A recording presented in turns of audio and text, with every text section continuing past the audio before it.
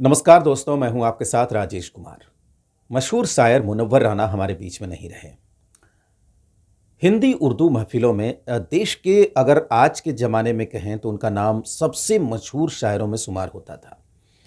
सबसे पहले वो कहते थे कि बादशाहों को सिखाया है कलंदर होना, आप आसान समझते हैं मुनव्वर होना। और जैसे ही वो ये कहते थे, जोरदार तालियां दर्शकों की और वहाँ पर मौजूद सामीनों की बजती थी। इसके बाद वो कहते थे कि आप दाद दें या ना दें, लंबे वक्त से मुशायरे की शिरकत करने के उनके शुरुआती दौर से लेकर अब तक वो जब तक वो मुशायरों में शिरकत कर पाए, बाद में उनकी सेहत बिगड़ी तो 2-3 वर्षों से वो गायब थे मंचों से और बीच में कोरोना काल भी था तो बंद थे उस तरह के कार्यक्रम। और उससे पहले वो कहते थे कि आप दाद दें या ना दें, मुझे मालूम है कि मैं अच्छा शायर हूँ।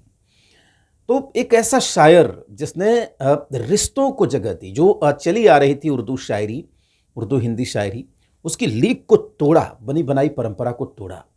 ऐसे शब्द लेकर आए उर्दू की शायरी में जो सबको समझ में आए। जिस तरीके से हम बात करते हैं उसी तरीके से वो शेर कहने लगे कि तुम्हारे शहर में मैयत को सब कांधा नहीं देते, हमारे गांव में छप्पर भी सब मिलकर उठाते हैं। या भटकती है हवस दिन रात सोने की दुकानों में, गरीबी कान छिदवाती है तिनका डाल देती है। इस तरीके के शेर कहे।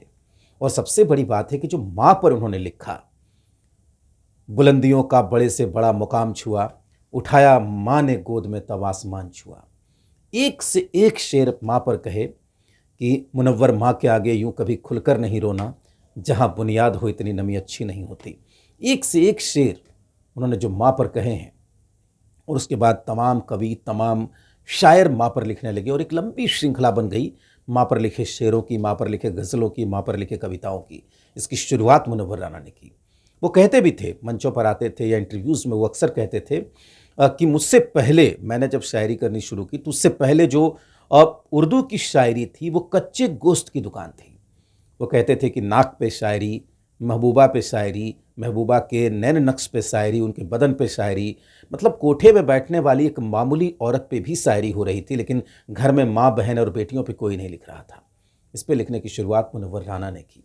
एक से बढ़कर एक शेर कहे और उनका नतीजा ये हुआ कि देश नहीं पूरी दुनिया में जहाँ भी उर्दू के चाहने वाले लोग थे, सबने मुनव्वर को हाथों हाथ लिया। मुनव्वर राना जिस महफिल में होते थे, जिस मुशायरे में होते थे, सफलता का पैमाना थे और सफलता की गारंटी थी। अब एक बार जब वो माइक पर आते थे शेर पढ़ने के लिए तो आसानी से उनको जो सामईन थी वो बैठने नहीं देती थी। बारी बारी से उनके शेर सुने जाते थे। जब उन्होंने कहा, जिस एक शेर ने मुनव्वर को मुनव्वर बनाया, जब उन्होंने कहा कि किसी को घर मिला हिस्से में या कोई दुकान आई, मैं घर में सबसे छोटा था, मेरे हिस्से में माँ आई। इसके बाद मुनव्वर राना पूरी दुनिया में मशहूर हो गए। तमाम इतने शेर उन्होंने कहे हैं। वो कहते थे कि गज़ल की सल्तनत पर आज तक कब्जा हमारा है, हम अपने नाम के आगे अभी राना लगाते हैं। कितने शेर उन्होंने कहे थे, एक से बढ़कर एक शेर कहे थे। उन्होंने एक शेर कहा था कि दावरे हश्र तुझे मेरी इबादत की कसम, दावरे हश्र तुझे मेरी इबादत की कसम, ये मेरा नाम ए आमाल इजाफ़ी होगा, नेकियां गिनने की नौबत ही नहीं आएगी, मैंने जो माँ पे लिखा है वही काफ़ी होगा।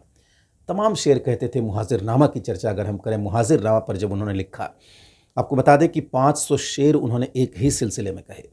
जब वो कहते थे कि मुहाजिर हैं मगर हम एक दुनिया छोड़ आए हैं, तुम्हारे पास जितना है हम उतना छोड़ आए हैं, गले मिलती हुई नदियाँ, गले मिलते हुए मजहब, इलाहाबाद में कैसा नज़ारा छोड़ आए हैं। एक से बढ़कर एक शेर कहे और वही होना है, आखिर में सबको जाना है। मुनव्वर राना हमारे बीच में नहीं रहे और उनका इंतकाल हो गया लखनऊ में एक अस्पताल में कार्डियक अरेस्ट की वजह से। जो आए हैं सब जाएंगे, लेकिन उन्होंने लिखा था कि मौला ये तमन्ना है कि जब जान से जाऊं, जिस शान से आया था उसी शान से जाऊं। और आगे वो लिखते हैं कि बच्चों की तरह पेड़ की शाखों से मैं कूदूं, बच्चों की तरह पेड़ की शाखों से मैं कूदूं, चिड़ियों की तरह उड़ के मैं खलिहान से जाऊं। मौला ये तमन्ना है कि जब जान से जाऊं, जिस शान से आया था उसी शान से जाऊं। तो हमारी श्रद्धांजलि।